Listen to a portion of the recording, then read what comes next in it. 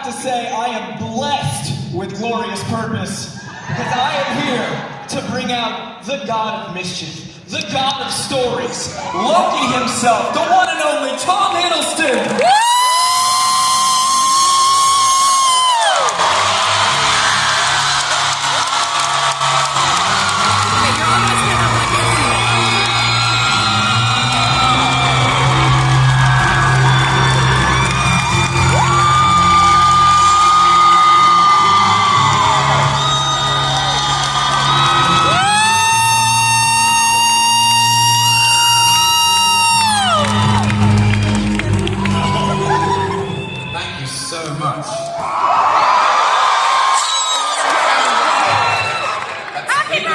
Something I hear every Sunday afternoon. I'm very grateful to you. You all look fantastic. There are worse ways to end a con. Yeah, this is wonderful. Really amazing. Thank you so much. What an honor to be here and to be here with all of you. We'll kick it off and we're going way back. Okay. You've now been playing Loki Laufey-son for 15 years, which means you've got over a decade of con experience of this wonderful culture, this life. Yeah. What are some of your favorite elements of this particular community? We were talking about in the back. What makes this special to you? Honestly, it's sharing the joy. That's what I love about it. This weekend, I have received so much generosity and so much passion for the work that I've done and the ideas that we've shared, and believe me, I feel the love. So thank you. Happy birthday! I should say this, is that I think we use fiction. You and I were chatting back there. Fictional characters in fictional stories, comic books, ancient narrative, superhero stories, to explain ourselves to ourselves. It's all a metaphor. It's all a way of exploring who we really are in our real lives. And we have done it forever as human beings, just like they used to do in the ancient epics. And the thing that moves me the most is that it's been my honor and my privilege to play Loki and to represent whatever he represents on that canvas, and to hear and witness how much he means to so many of you for so many different reasons. And it creates an extraordinary, I feel, atmosphere of connection and togetherness, is that actually we're telling these stories to understand who we are. And so I'm grateful to you. Thanks. So before that was ever a con, before any of that, I want to go back to a headline from 20 years ago. This headline read, or almost 20 years ago now, Marvel rolls dice, cast no names for Thor. That iconic headline now. And I gotta bring it up because you represent one of my favorite castings in the last 20 years. I love that's the direction they went. And in my opinion, Sarah Haley Finn is one of the names at Marvel, the casting director who puts it all together. She's the one above all in so many ways. What's unique about the Marvel casting process that allows them to build those relationships over decades that literally has to be a plug and play for so many different mediums, so many different universes, so many different relationships? What's the Marvel casting magic? First of all, I'm grateful to the writer for his endorsement and encouragement.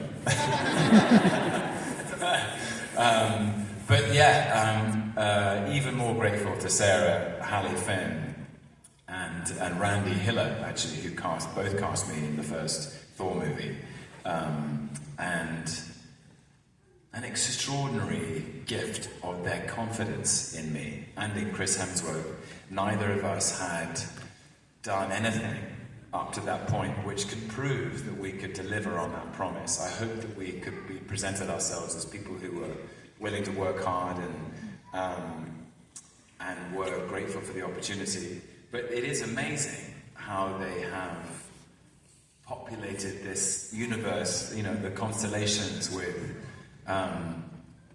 disparate and versatile talent. And the magic always with acting is what happens between you. And I always feel if I've done any acting that's half decent, it's because of the actor I'm opposite.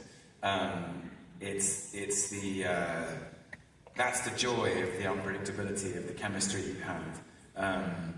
And yes, my hats off to Sarah for populating the MCU with these amazing actors who are able to create in the spaces between them these relationships which become more meaningful as time goes on.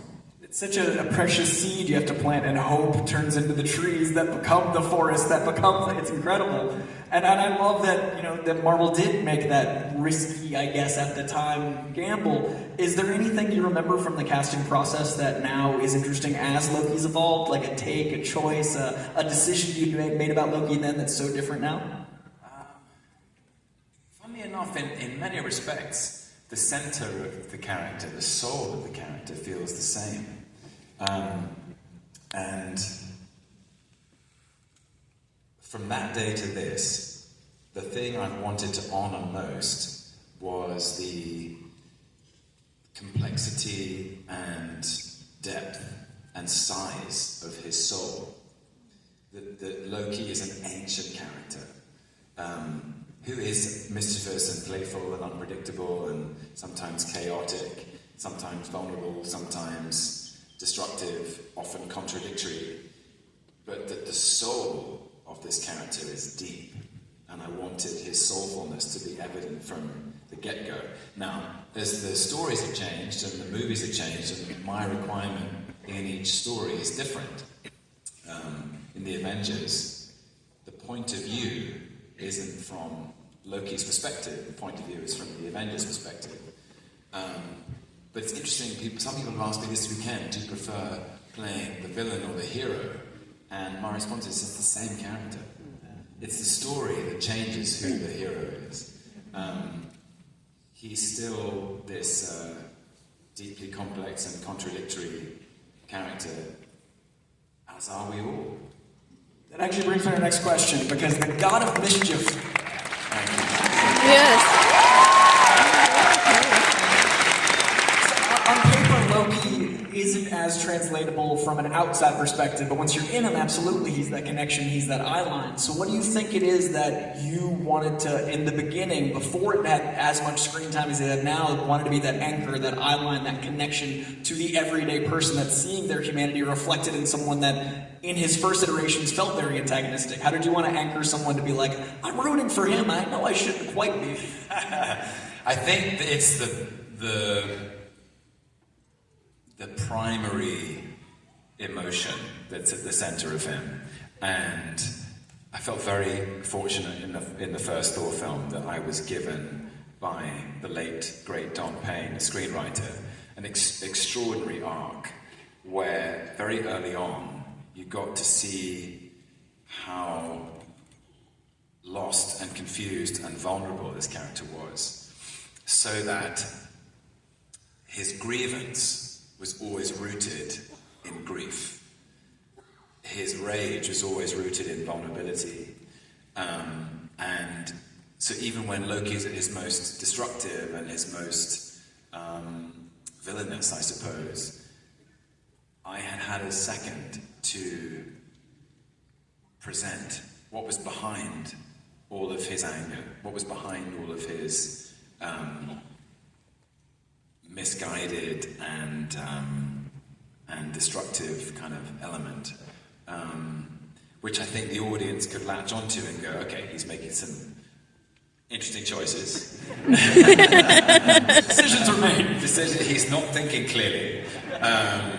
And also, I think it is in his nature. I think he is the whole point of the trickster in any mythology is that the trickster is a mercurial force, a shapeshifter, a transformer, a disruptor, a boundary crosser. As soon as you think you can pin him down, he's shifted away into something else. And even, I mean, Chris Hemsworth and I used to talk about evolving their choreographic fighting style, as that Thor was like a block of granite and Loki was like the wind dancing around it, but together they could be very powerful. But at least in the characterization I had a moment to reveal that at the center of this the mask of detachment and coolness and mischief was actually a very lost and broken soul, looking for meaning, which I think is something I've managed to continue all the way up to the end of Loki season 2. Absolutely. So very recently, it was lovely to see you get to flex the Shakespeare muscles in 1602. I loved hearing that. One, was any of that improv? Because I know you got it at the ready. And two, I love that Kenneth Branagh, to me, is like our Laurence Olivier. He's our representative of the bard. And I gotta know, what was it like on set with two Shakespeare guys while making something like Thor? Did you guys wax poetic, literally? Yeah. I mean, I think it was part of Ken's pitch for the part, for the role of directing the film. From memory, Thor was not an easy. As a movie, it's quite an interesting movie to pitch, and Marvel, I think, were thinking carefully about, you've got gods and monsters and this shining citadel in the sky of Asgard and a rainbow bridge and, 8-legged horses and I think Kenneth Branagh very clearly came in, spoke to Kevin Feige and said, I see what this is. This is like the best of Shakespeare's history plays. It's like Henry IV. Thor is Prince Hal, and he has to go on a journey from arrogance to humility in order to become Henry V. And Odin is like King Lear or King Henry IV. And Loki is a bit like Iago or Edmund in Lear, actually, the illegitimate son, the one who's cast aside, which is also true of Loki. So I think Kevin Feige and the great producing team at Marvel thought, what a great take on this story. That this celestial space opera, I suppose, that Ken was going to root it in something very grounded, a dynastic drama. We're interested in royal families, always. We're interested in what happens behind the closed doors in royal families, because if they disagree, it matters. And this royal family had a lot of, so it was sort of like that, really. And I remember looking at Anthony Hopkins and thinking, looks just like, I said, have you ever played King Lear? And he said, no. And now he has. No, he has. I'm not taking credit for the idea. He was always in the cards. Sir Anthony Hopkins. Yeah. Now, you are so versatile in your work, but there's a through line that I personally love in one of the channels. There's this poetry in your work, like Jarmusch, when you worked with him. I love the poetry in that film. It literally feels like a poem come to life in Only Lovers. And then with Del Toro's Crimson Peak, it felt like the sensory of the ink was part... Yeah! I'd love to hear that. To me, Jarmusch felt like a poem, and to me, Del Toro felt like the ink was part of the frame that we saw through to get to the story. And then with Woody Allen, Midnight in Paris felt like a love song, and it felt like a love poem. It felt like this poetry. And I wonder, is there a certain sensibility you look for in a script, or do you think your mechanism is just attuned for that kind of poetry? That's such an interesting way to put it. You're probably right. I mean, I love poetry, and my appreciation for it has grown as I've got older. The abstract, the abstract form of the arrangement of words, which then the individual can subjectively interpret according to his or her own experience of being alive. I think they are very poetic directors. And I love making all those films. Jim, certainly. The thing that was most poetic about that was he'd taken something that's quite popular in cinema, the idea of vampires and literature, I suppose, and used it to explore the idea of mortality and death. By which I mean, if you take two vampires who, by their very nature, don't die,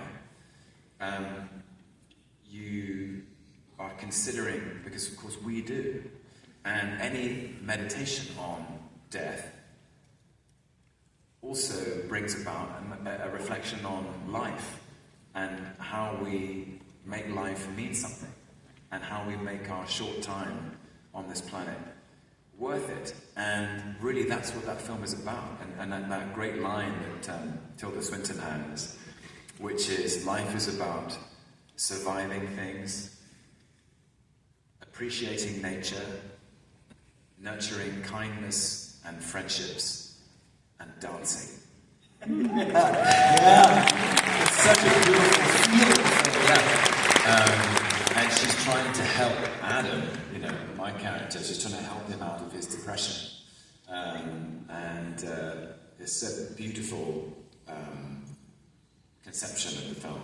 And then Guillermo is really making a similar in some senses, but it was his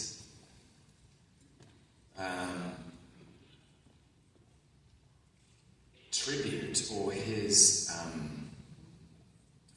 finally his version of a Gothic romance, which is his favourite form of literature, where the story is actually investigating some really primary engines in our lives, and the battle between love and fear, and all of our choices essentially boil down between those two forces. You either make a choice out of love or you make a choice out of fear.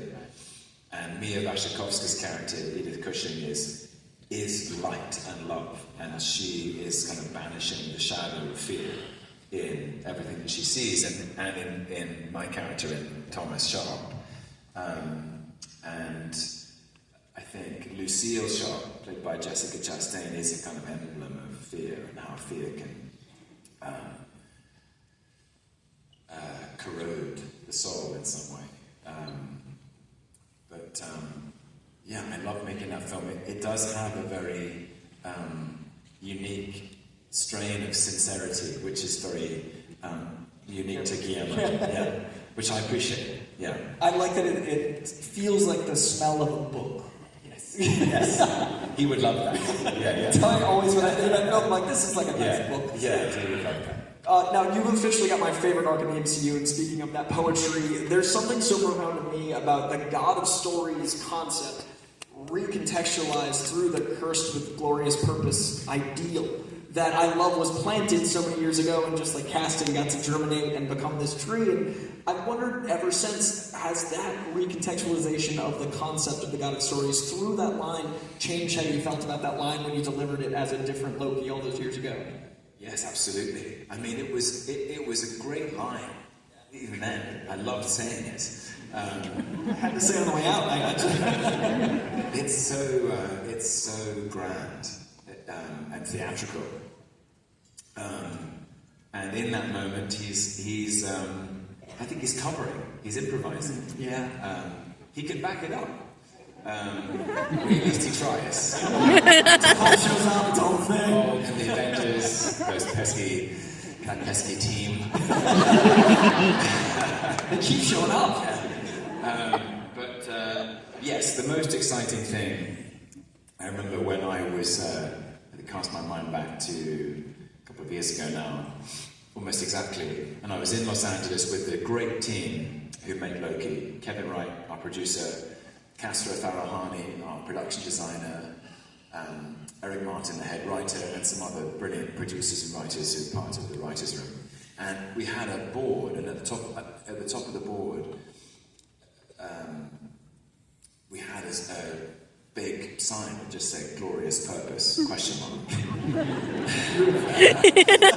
I kept insisting. I think episode 1 of season 1. Loki discovers that the glorious purpose that he felt was a part of his mission and a part of the center of his capacity to derive meaning from his life was fraudulent. a lost cause with no foundation. It leads to nothing. It leads to the suffering of his friends and his own death. And Mobius gives him this second chance, and it's this journey through the TVA and trying to understand himself, meeting Sylvie and going on a journey with her, meeting the other Loki variants, and then finally getting to the Citadel at the end of time and thinking, how do I reinvigorate, redefine, rediscover this sense of purpose? How could I derive meaning from my life? And it's such a great engine for a character, just driving forward and making sure he doesn't waste it again. But then it also became a great question for every character. What's Gloria's purpose for Mobius? What's Gloria's purpose for Sylvie? How does she find purpose after she's done what she came to do and execute He Who Remains? What's Gloria's purpose for B-15, who finds out she had a life on the timeline? What's Gloria's purpose for the TVA? Suddenly all these people at the TVA, they think they've been working for this institution that claims to govern the order of time, and actually they find out that there is more moral ambiguity in their actions. And can this broken institution be repurposed for something better? Which is a debate we have in the world all the time. Can broken institutions be reorganized without being swept away? So Gloria's purpose became this true north for the compass of the show. And of course for Loki and his desperation to make it mean something in the face of so much confusion and so much loss, and the stakes are really high. Yeah. You know, these the multiverse, you know, people are trying to destroy people's lives. So, and it led to these amazing conversations about the whole nature of purpose, which I think is very resonant in all of our lives. And I kind of believe that that's what we're all searching for. We want a purpose in our lives. And it led to some great discussions. Kevin Wright and I used to have, we had a whiteboard and we wrote the great Socrates quote, "The unexamined life is not worth living." Perfect parallel to and you know, we started reading Viktor Frankl and Man's Search for Meaning, and his idea of that freedom and responsibility actually go hand in hand. You can't have freedom without responsibility, and you can't have responsibility without freedom. And I started quoting T.S. Eliot and everything else.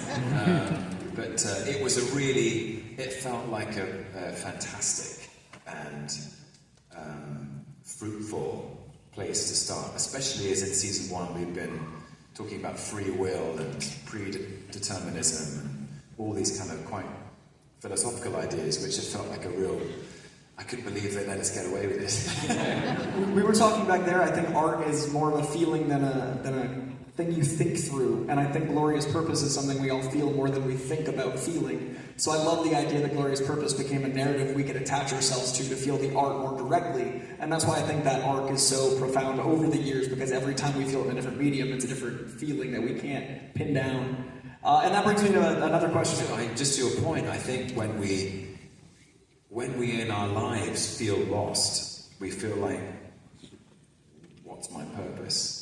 And I think Loki has represented that. And we look for it in art, which comes back to the Ouroboros of this all. See what you did that? I loved when that character was named. I was like, this is going to be a lot.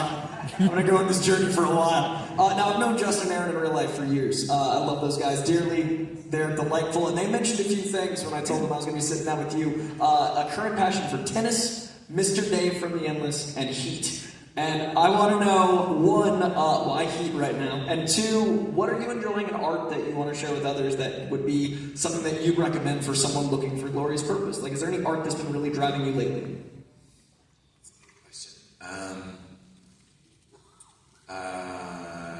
Interesting enough, that over the holidays I started reading Heat 2. Yes, so excited. Which is great. Also, you just mentioned Justin Benson and Aaron Moorhead. Season 2 wouldn't be what it is without those guys. They are fantastic. They really are. So the instinct for story is so good, and they came into the creative process. And the one thing they used to keep saying is, we want to excavate and unfold and get into the vulnerability of every character. That was what they were interested in, was each character's most vulnerable spot, which is a great instinct. And it's true, I do love tennis. I constantly used to sort of, whenever there was a good scene, Owen Wilson also loves tennis. So I would sometimes, if we felt like we got a good take, I was like, it feels like Federer and Nadal. Active sports a lot. Like a back and forth where you're both competing. Back and forth, it's the rally. The magic is in the rally. And it was so funny because I would come back and be like, do you remember? I would sometimes talk about matches that I remember which go on for 5 hours, and it goes to the fifth set, and you see these close-ups of these amazing tennis players' faces, and it looks like they've been through something. It's incredibly profound, but they've still got the fire. And I would sometimes go, that's what Loki should look like. And Justin now would look at me like, we haven't seen, we don't know what you're talking about. What? Roger who? And so it really tickled me that they didn't, so we sometimes would, get up these old matches on YouTube. Anyway, tennis is life. We're getting sports. What's happening? You're showing us this reference. Wait, Loki's a tennis player? Tennis face for Loki. How do we direct that? What do you mean? Is that a metaphor? Now, I have roughly 82 questions. I won't have time for me to ask all of those. Because sometimes you're on set and it's like first thing in the day and you're fresh.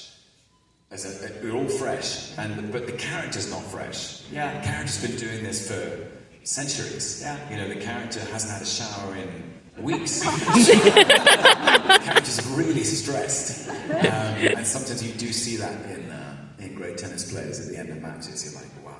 This is drama. There's also the butterfly effect in tennis, where like a turned ankle or a pivot or like the exhaustion is like an acting scene where you need that wear down. So it's a great metaphor, but they should watch more tennis. So those are my questions, but I do know we have some questions fans have asked you. So we've actually got a video, and we're going to get into that in just a second. So can we cue up that video?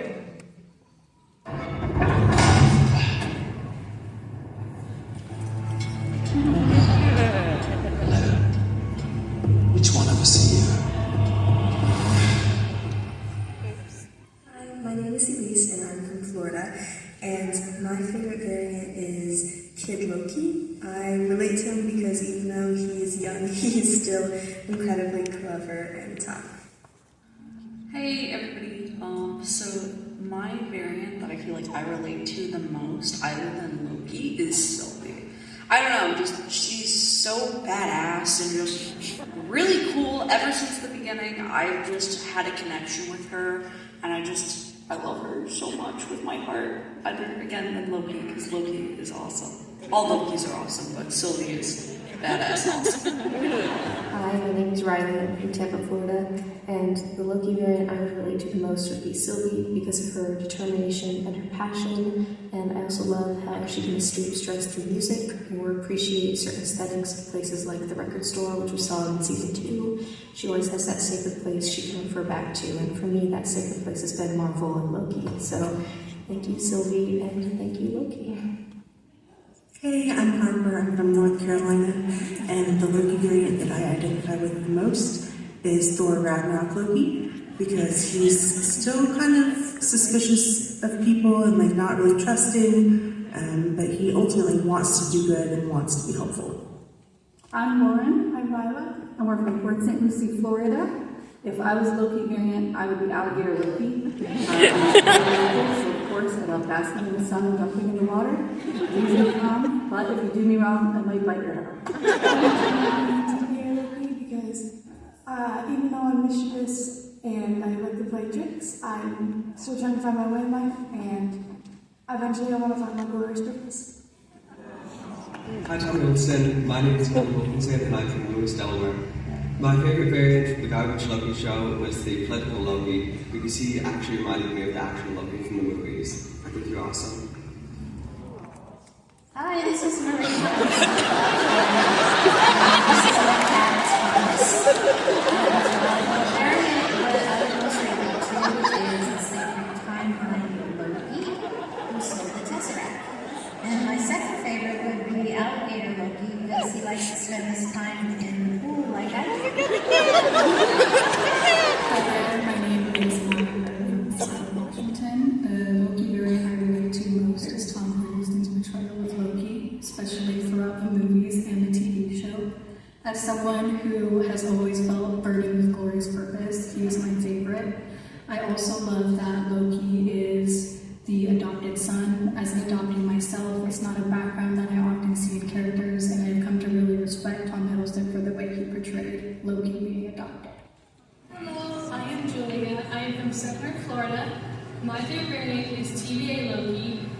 He's the one I can relate to the most, especially the part where he reflects on his life, sees the things he has done, and he has to find a way to cope and deal with these traumas that has happened. And I like that he tries to make himself a better person. I think it's very inspirational for anyone being here, especially me. He changed my life. Thank you. I love you.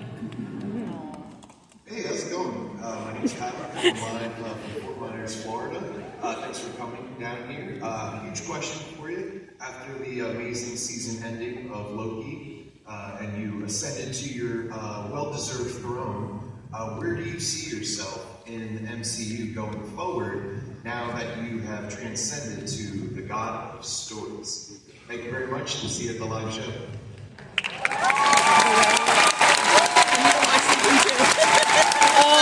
That was such a spoiler. I'm so sorry, guys.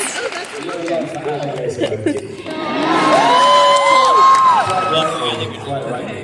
By the way, I haven't been to Florida for a long time, and this weekend I've been obsessed. On the way to the convention center every morning, every body of water I go to. Is there an alligator in there? I just really want to see one. Yeah, I mean, I want to see one, but I also maybe don't. There's a certain yeah. So a lot of people asked what Loki variant you would want to be, but I've always seen it as like kind of on the day. Like it's the multiversal concept of change equals. Yeah. So today, what variant do you feel most Loki? The one that I play.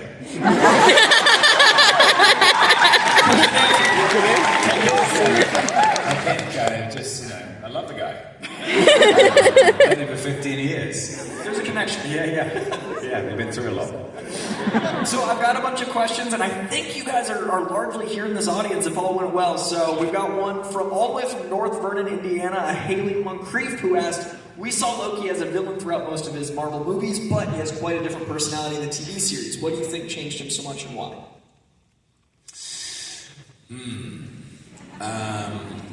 I think it's the show. I think it's the. I tried to think of it as if I wasn't Loki, because of course it's fascinating that it is Loki. But what happens? I guess in the wake of Thor and in the wake of Avengers, he's still caught up in this defensiveness, and he gets. In Avengers, he does terrible things. He tries to take over the city of New York and brings in an alien army. I mean, they needed it. But he eventually is hauled up in front of Odin, and he's still really defensive, and I think he's lost, and he's still trying to pivot and spin out and find a way through, find a way to manipulate the situation to his advantage. Of course, he does that on quite a big scale by pretending to be dead. But he, essentially, at the beginning of season 1, he's confronted with the facts of his life, and they don't add up to much, or they don't add up to what he thought they were going to add up to. And that is so shocking. And I thought, well, what if it wasn't Loki? What if it was any of us? What if it was me? And you were pulled into a sort of sterile interrogation room between being born and being alive or being dead. and they were presented with your life and it didn't add up to much, it would be so shocking. They say the definition of madness is doing the same thing over and over again with the same results. He has to change. It's my favorite quote. Otherwise, he's bananas. It's always so fun to play so long. Yeah, he is quite bananas. But, I think that's probably the moment. Is realizing that there are these people that Loki has always had this huge hidden heart, and when he realizes that those people that he loves, his mother, his brother, and his father, have suffered, and that he then suffers, I think that's a real wake up of okay, got to switch things up here. And I think that redemption is another thing that connects so many people to him, is the idea that life is this purpose, this drive, but when things go wrong, it's getting back up, it's finding that. Otherwise, it is madness to just keep that day to day. We've also got one from Katie O.B., which I wonder if that's an intentional name or if your name's actually O.B. It's fitting for Loki. From Claremont, Florida, who asked, if you went to a convention and cosplayed as anyone but Loki, who would it be? Lord Noof!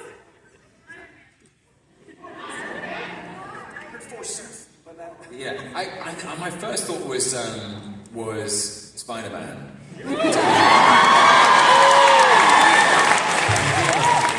I'm a little too tall for Spider-Man. Too strong. Yeah. There you go. Okay. I don't know why I thought that. I've seen you in the Daredevil suit. Yes, I've got Daredevil. Charlie Cox and I have already done the switcheroo. So yeah, that would be fun. That one's on hand, so it's... We've got Scarlett from Essery, Germany, saying, Dear Tom, do you have a special ritual or personal technique for setting into the character that you're going to play? By that, I mean right before the start of the scene or just before you enter stage? I suppose I do, in that I try to feel as free and relaxed as possible. And then you kind of, I don't know, it's really interesting with each character, or because obviously with each scene, you're preparing in a different way, the character's in a different emotional headspace. Sometimes I use music. Music is this extremely instinctive and evocative art form that can just put you somewhere in your imagination. But the main thing is to be ready, to be open and ready for anything that happens. That's always the most exciting thing. It's on stage or on screen, the unexpected, the spontaneous thing. It's like the way another actor feeds you the line, or when something goes wrong, it's often magical because it's something you didn't prepare for. But it's about being free and open. Did you have that moment differently? Did you have that moment differently before certain scenes where you're at different timelines in season 2? Because rewatching it, it's fascinating to see your awareness and your knowledge of which you are interacting with which of them in the timeline. Did you have to prepare I'm me then, but not quite then? Yeah, kind of. And also, I think there was an element of all the rest of the cast who were amazing. Sometimes not quite having... They didn't get the memo, so I would just be steaming ahead. And they'd be like, Tom seems really wired today. He's had 7 pots of coffee. Had to learn physics very quickly. Had to learn physics very fast. Yeah. But that was really fun because it felt like life imitating art in a way. There were some scenes where I had stuff happening and they were like, this is going much faster than I thought it was going to go. It's so fitting. It's great. It's cool. Now that I think actually Sophia in one scene improvised, Loki, why are you acting so weird? Let's put it in. Which may have been Sophia talking to me. Now, in that same vein, this was full of immersive sets that were staggering. What was your favorite to work on, and did you take a proper set piece home to keep as a memento? From Lauren and Lila Hotchkiss from Port St. Lucie, Florida. Great question. Castra Farahani, our production designer, I salute you. These sets were absolutely extraordinary. And and unique for me in terms of my experience with Marvel. Sometimes, often when you're in space,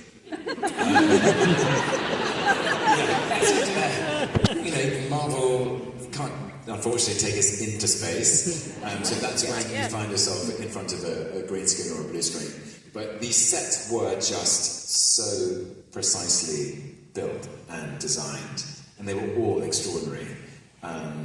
I think I have a particular fondness for the temporal core control room, where some of the biggest emotional scenes take place. At the end of episode 4, and obviously the end of episode 6. It was on 3 levels, it felt like a spaceship. We were in there all the time. There were some funny scenes in there were some very emotional scenes in there. And the gangway leading out to the end of it, where at the end of the gangway there's the loom. I don't know technically what you call it, but some operating piece of machinery, that a bit of temporal loom engineering. But that was all there. It was all built, and so all those scenes with Owen and Sophia and Key and Wumi and Eugene, we were up there all the time, and it felt like there was something out there. It felt like there was a temporal loom out there that was about to blow. It's really exciting. It's so helpful. Yeah. The stakes feel more like it. Yeah. And then actually there were these, because obviously, sorry to break the illusion, but there was not in fact a temporal loom. But outrage from the front row. She's leaving. She's gone. There was an extraordinary rig of lights set up by Isaac Bauman, our DP, and it created, and sometimes the special effects team would be able to rattle the whole set. The shutters would rattle. It was unsettling. It felt like a bomb was going to go off. Jim Starlin likes to set his stuff in space because he doesn't like to draw cars, and he invented Thanos. Is there something for you where it's like you prefer a certain type of set because there's a certain comfort in your body? I think if you're in a real environment, it gives your imagination so much more.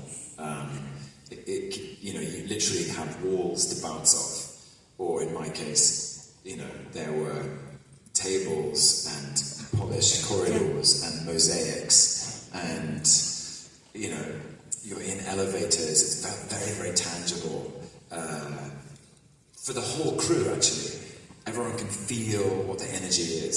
Sometimes when you're in a blue screen or a green screen environment, it's the imagination has to work harder. I love that too. I love that challenge. Sometimes when I was time slipping, I was on the blue screen. That was fun. But so much imagination. I can't imagine thinking about time displacement in your body and acting. Yeah.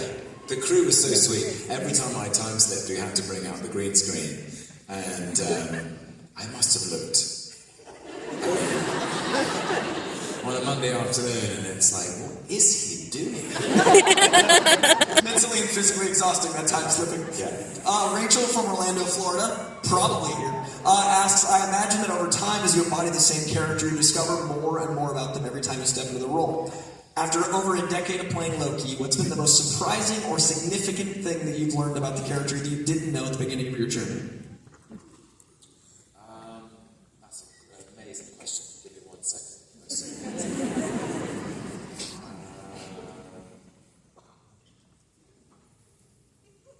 Just 15 years of processing. This is the time slipping up here that we don't get to see when acting. I think actually the most surprising thing is that I've been allowed to explore his depth and his range for this long. I really thought, like, I got cast in Thor. I was delighted. Kevin Feige says, you're also in Avengers. I was delighted. Thor: The Dark World, fantastic. I never expected to play the character for this long and to mine and excavates so much of his complexity and so many of the keys on the piano, as I like to say. And I think it's because of you guys. I think the fact that the audience... I would love to go back and show on-set Thor, Tom Hiddleston, the final scene of The God of Stories and be like, you don't even know how he got here, man. There's a lot of stuff. Why is he wearing a tie? There's a lot of abstraction and linear filming in it. Autumn from Sebring, Florida asks, this is maybe the most important question of the day, how do you prepare your hair to play Loki?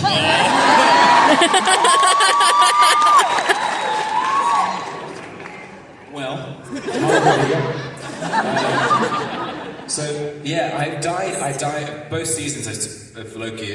I've used my own hair, I've grown it out, and I've dyed it. It's always a moment when the dye goes in.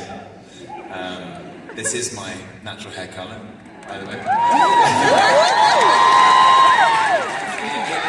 dye it, and it's quite strange. It is a transformation. That first day when it's dyed, brushing my teeth at the end of the day, I go, oh, there he is.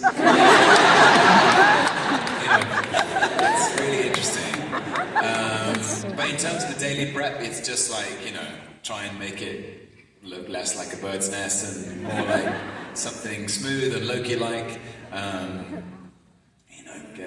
Getting the hair chair, I think, gets blow dried.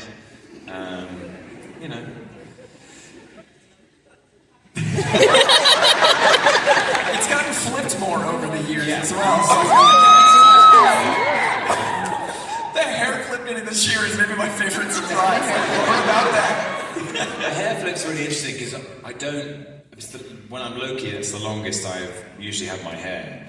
And sometimes I think it's sort of, because he's in these jerky scenarios where his body is being jerked around. So it's just sort of getting it out of his face, and then it's become this signature. It's kind of become like a dance move. Like there's this kind of like emotion to it. Oh yeah, I feel it every time. We've got one from Harper, North Carolina, saying, what 3 songs should everyone add to their favorite playlist right now? Wow, good question. Rose Rouge by Saint-Germain. I'm listening to a lot. It's fantastic. It's kind of a jazz thing. Contact by Daft Punk. Great song. Fantastic. And goodness, put me on the spot here. I'm trying to pick an obscure one that maybe you haven't heard of. What's on there?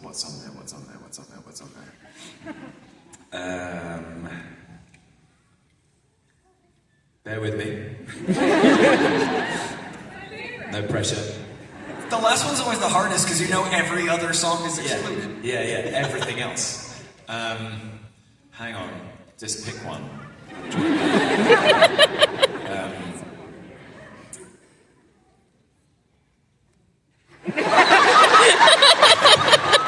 Time slipping is happening. Spotify Shuffle. Teardrop by Womack and Womack. Oh. Okay. I hope you took notes. I'm going to ask you. I'm sensing it, like you've all heard of Daft Punk, but Rose Rouge, Saint-Germain, Teardrop by Womack and Womack. They're bangers. I got stuff to Google after this, I'm saying. All right, now we're going to play the game you guys played earlier here in just a moment. My last question.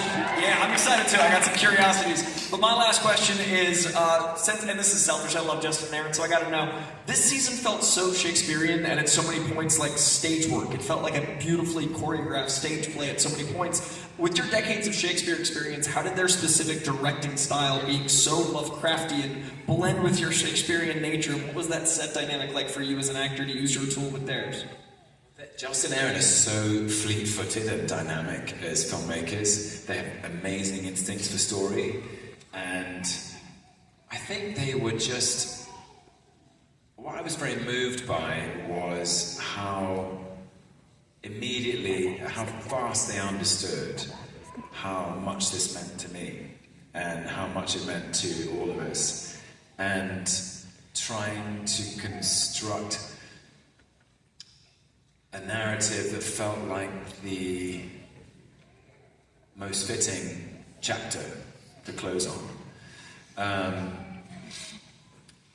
It's got extraordinary momentum, propulsive energy going through the story, which really suits them. They love the fact that Loki's on the back foot all the time, and there's this, he constantly wants answers. We need to get the next bit, the next bit, the next bit. And it has quite a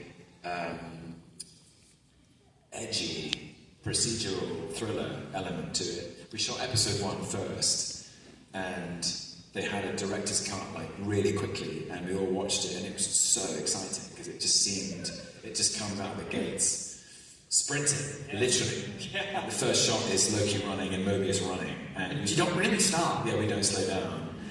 And they were so on board with that, and they were so quick and so,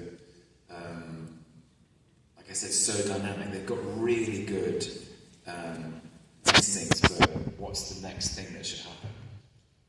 And we used to just say to each other, to remind each other, the best thing about story, it's really simple, is to remind yourself this has never happened before. And actually it invigorates everyone on the set with a sense of the stakes. Like, it's never happened before, and it matters what happens next.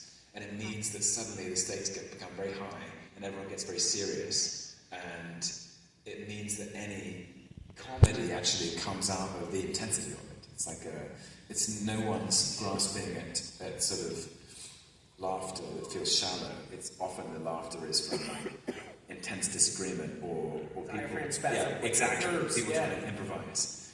And to pay tribute to them, at the very end of episode 6 of season 2,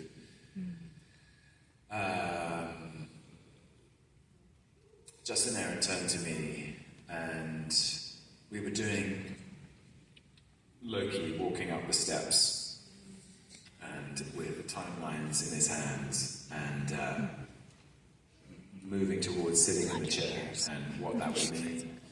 And very complex day in terms of filming.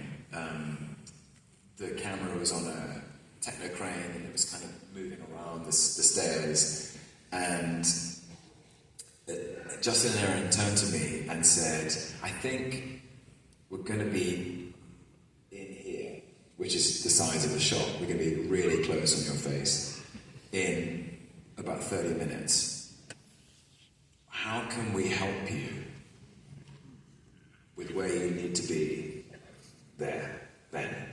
And I said, I don't know, it just makes me think of like the 15 years that I played this character. And Aaron said, why don't you go away? Like, the energy of the set was very practical. He said, just go and take a minute, and why don't you watch some of the scenes from the last 15 years? And, which was a brilliant note. It was so clever, because it made me think of, for me personally, me, Tom, it made me reflect on the friendships that I had made in this journey, the people I've met, the laughter we shared, the lessons I've learned personally. And by the time I came back in to shoot the scene, I was carrying all of those memories with me. And it felt very fresh and very resonant, and it all came from Justin and Aaron's suggestion to do that. And so that last shot is me thinking of all the people that I've shared this journey with, which is who he's talking about in the end when he says, for you, for all of us.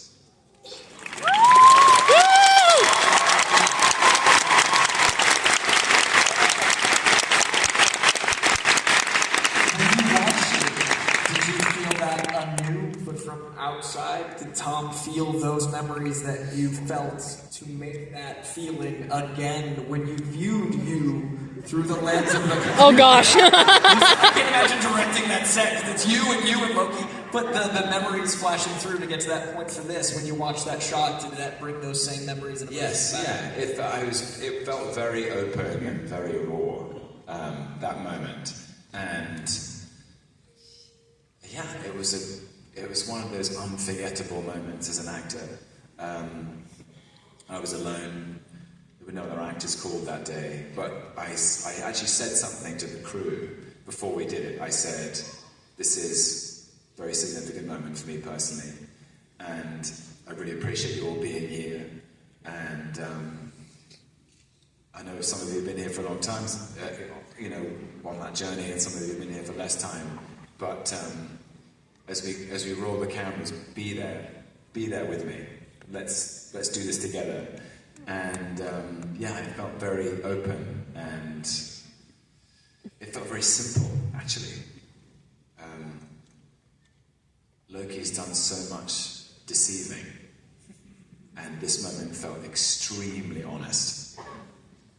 And for that reason, it was really profound. It's beautiful.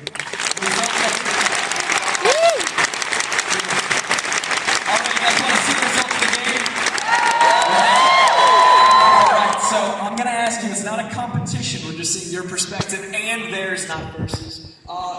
For you personally, home, Asgard, or Jotunheim? Asgard.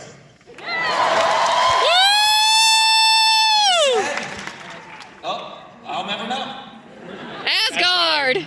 What do we got? I'm curious, do we know the technology? I have no mouse in my hand. I'm curious what you guys said. Asgard! I'm hearing Asgard. Let's go with that. All right, let's play it that way. I like this. Better hair. Loki! Or Loki.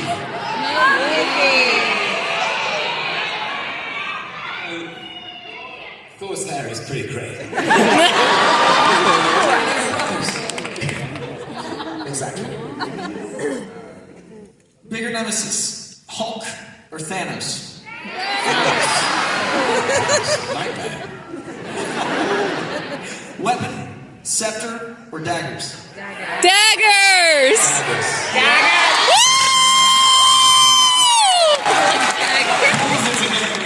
Move. Like you've got like a video game. I know. I did a quick story about that.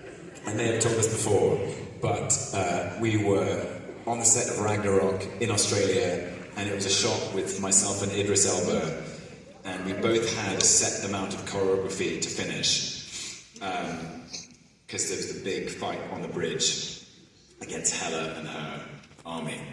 And I had somehow finished mine earlier than Idris, and I realized I didn't want to stand there looking like a lemon.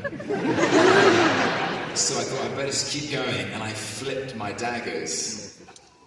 I just did it there and then it became this thing. It was in your body. And Idris said to me, I just said, what on earth was that? Trying to upstage me? All right, this is hard. You can only save one. Mobius or Sylvie? Mobius! Impossible. I heard split. No! Yeah, it's a split vote. I'm team everyone. Yeah, I couldn't possibly. Mobius! Mobius! Mobius!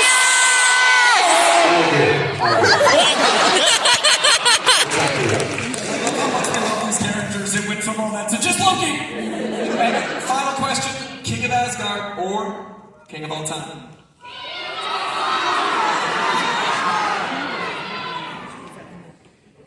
For all time. Yeah!